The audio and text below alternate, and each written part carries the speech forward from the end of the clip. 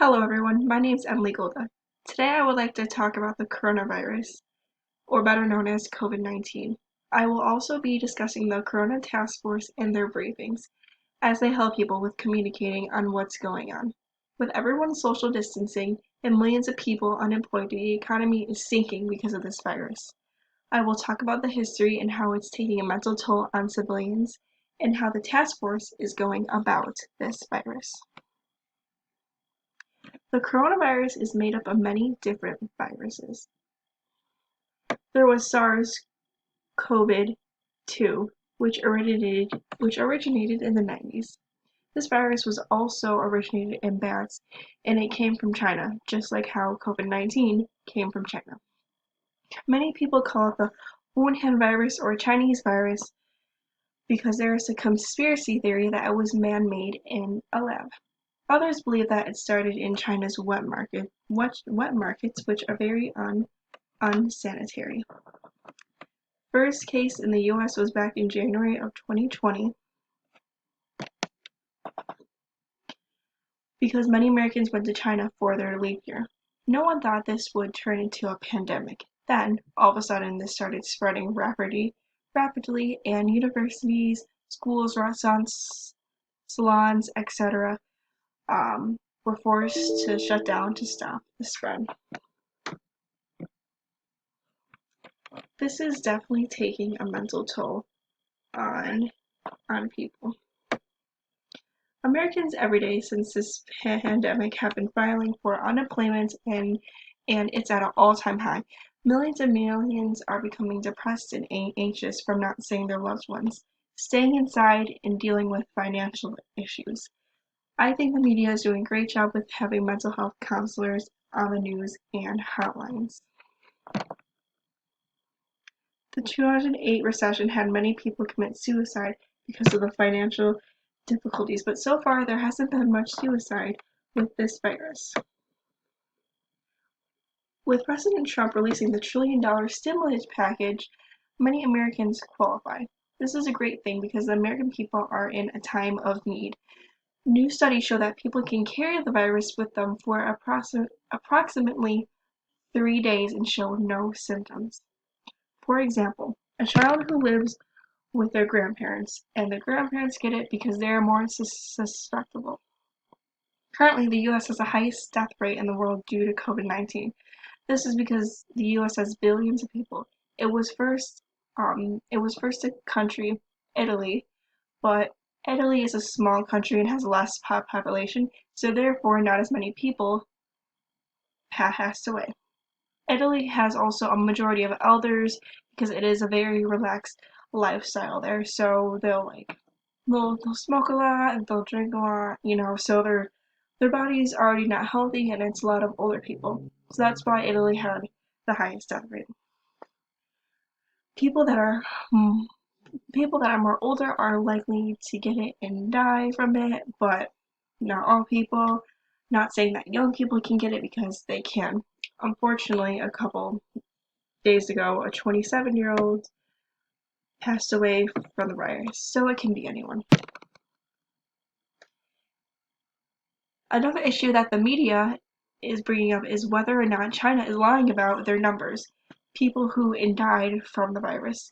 It doesn't quite make sense that the US has a higher death rate when China is overpopulated and it started over there.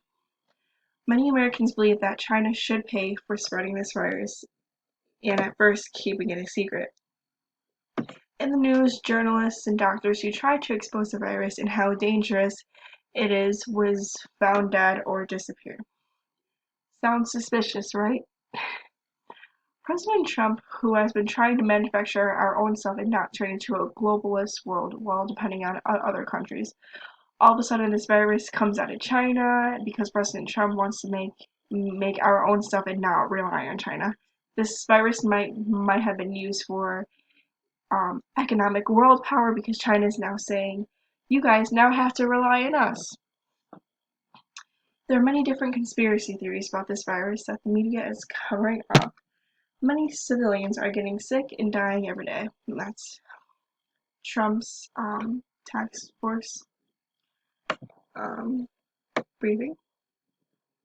Now it's time to talk about the Corona Task Force virus. This organization has been doing a great job. It started on January 29th, 2020. The members are President Trump, Vice President Mike Pence, Dr. Anthony Fauci, and Dr. Deborah Burke. This organization was started to mitigate the spread. Every day they hold these meetings and explain to the people how to prevent the spread and the highest death rate peaks, the lowest death rate peaks, but right now we're declining, we're decreasing the people who get it and the death rate, so that's good. Um, New York City has the highest death rate because it has a high population and it's such a small space, so that makes completely sense. And according to President Trump, the curve has flattened since the weekend. They're now saying the worst is over. America is seeing progress. Dr. Fauci and Dr. Berg are working strongly to prevent the spread and informing people of what's going on. And here's a video I would like you guys to watch.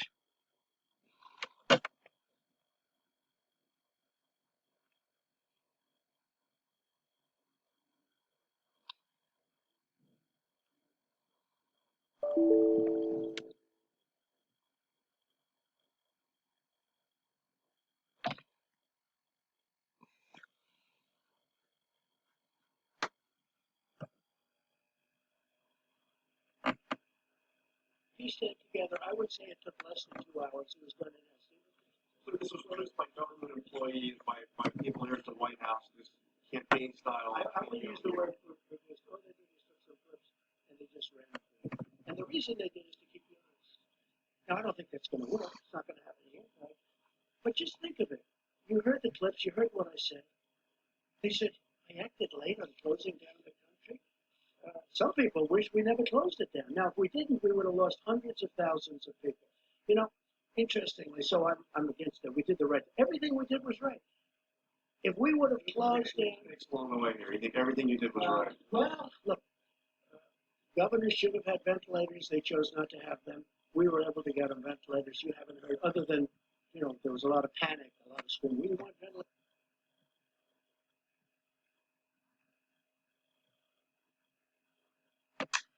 For the past month, America has been on lockdown. With that being said, the economy is falling and people are very stressed, which leads to a lower immune system. America has been seeing the curve flatten, so there is hope. With the daily coronavirus task force briefings and the people can feel it at ease. Thank you for listening to my speech and have a great day.